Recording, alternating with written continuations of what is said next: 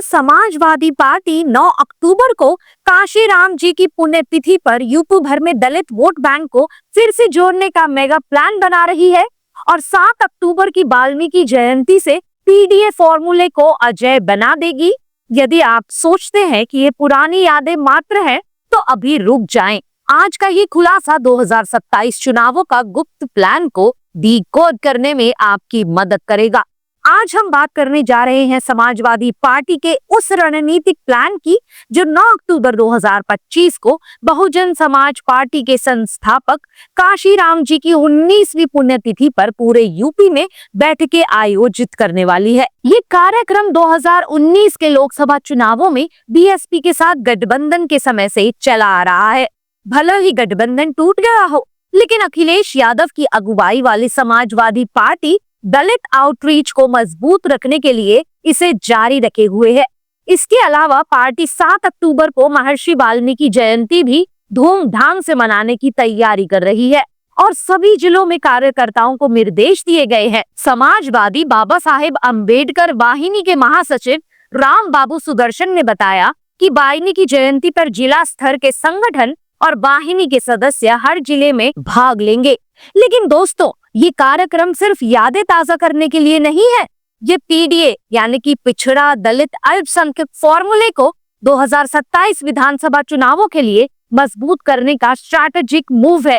आइए हम इसकी हर परत को खोलते हैं। समाजवादी पार्टी ने 2019 लोकसभा चुनावों में पीडीए टर्म गढ़ा, जिससे 37 सीटों पर जीत हासिल हुई। अब काशीराम जी की पुण्यतिथि और वाल्मीकि जयंती जैसे कार्यक्रमों से दलित आउटरीच प्रोग्राम को और गहरा किया जा रहा है।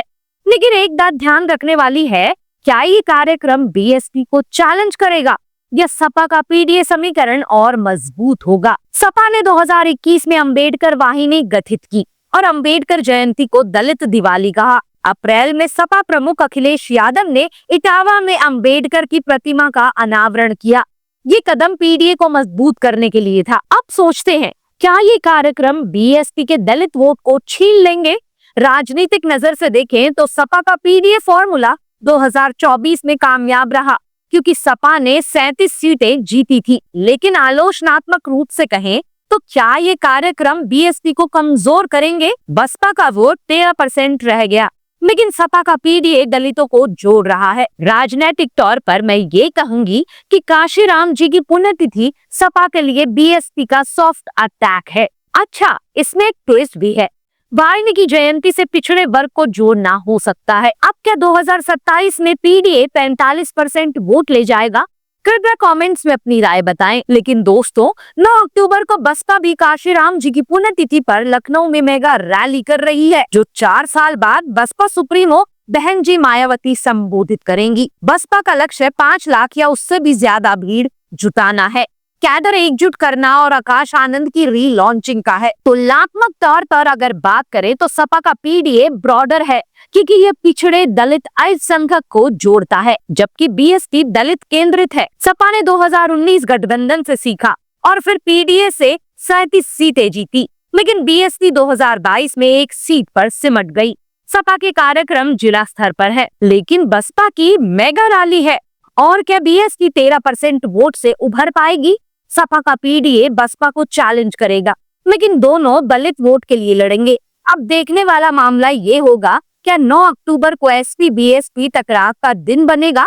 आपका क्या विचार है? एक और बात है कि अगर बहन जी प्रत्यक्ष रूप से प्रोएक्टिव मोड में आई और 2027 के चुनाव तक रहती हैं, तो सारे ही राजनीतिक पार्टी को सिंगल हैंडेडली एक बहुत बड़ा कंपटीशन दे सकती है, क्योंकि बहन जी मायावती को कमतर कोई भी नहीं आंक सकता। आज भी बहन जी का वर्चस्व अपनी जगह पर है। ये समय की बात है कि 9 अक्टूबर को समय का पहिया करवट ले सकता है। उत्तर प्रदेश में एक समय था जब राजनीति की धुरी बसपा और सपा के बीच में ही चलती थी।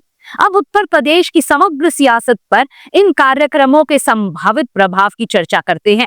यदि ये सफल रहे तो सपा का पीडीए वोट शेयर 40% तक पहुंच सकता है, जिसमें दलित पिछड़े अल्पसंख्यक एकजुट खड़े हो सकते हैं। बीजेपी को हिंदुत्व पर निर्भर रहना पड़ेगा और बसपा को डेंट लग सकता है। सपा का प्लान अगर सक्सेसफुल हुआ तो, लेकिन यदि फेल हुआ तो सपा का आउटरीच प्रोग्राम कमजोर हो सकता है। और फिर जैसा कारनामा 2024 के आम चुनावों में देखने को मिला वो धुंधला हो सकता है। 2019 गठबंधन टूट का सबक ये है कि सपा अकेले पीडीए से चलेगा, लेकिन आलोचनात्मक रूप से देखें तो ये कार्यक्रम सियासत को मुद्दे पर लाएंगे। क्या दलित वोट का ध्रुवीकरण 2027 बदल देगा? तो दोस्तों, कुल मिलाकर समाजवादी पार्टी का 9 अक्टूबर काशीराम पुण्यतिथि और 7 अक्टूबर वाल्मीकि जयंती का प्लान पीडीए को 2027 के लिए मजबूत बनाने का स्ट्रैटेजिक कदम है। ये दलित आउटरीच को गहरा करेगा, लेकिन बीएसपी को चैलेंज देगा। आगे का रास्ता क्या होना चाहिए? एसपी को पीडीए को मुद्दों पर आधारित रखना चाहिए, आरक्षण, शिक्षा, रोजगार। बीजेपी को हिंदुत्व से ऊपर उठना पड़ेगा। बीएसपी को कमबैक की जरूरत है और वो कमबैक मायावती से होकर ही आएगा, क्योंकि कैडर को यूनाइट करने की क्षमता बहन जी में ही है। दोस्तों, आपको क्या लगता है? क्या एसपी का पीडीए 2027 जीत दिलाएगा या बसपा इस बार मेजर कमबैक करके अपने विरोधियों को शिकस्त देने का काम करेगी? कृपया नीचे कमेंट्स में अपनी राय जरूर शेयर करें। यदि ये एनालिसिस और डिकोडिंग आपको पसंद आई तो वीडियो को लाइक करना बिल्कुल ना भूले और अपने सभी दोस्तों के साथ इसे शेयर करें, क्योंकि राजनीति को समझना हर नागरिक का हक है। अपने चैनल वायलेटिक्स को भी सब्सक्राइब कर ले और बेल आइकन को दबा दे, ताकि उत्तर प्रदेश की हर बड़ी राजनीतिक अपडेट सबसे पहले आपको मिले। बहुत बहुत धन्यवाद। जय हिंद। फिर मिलते हैं अगली वीडियो में।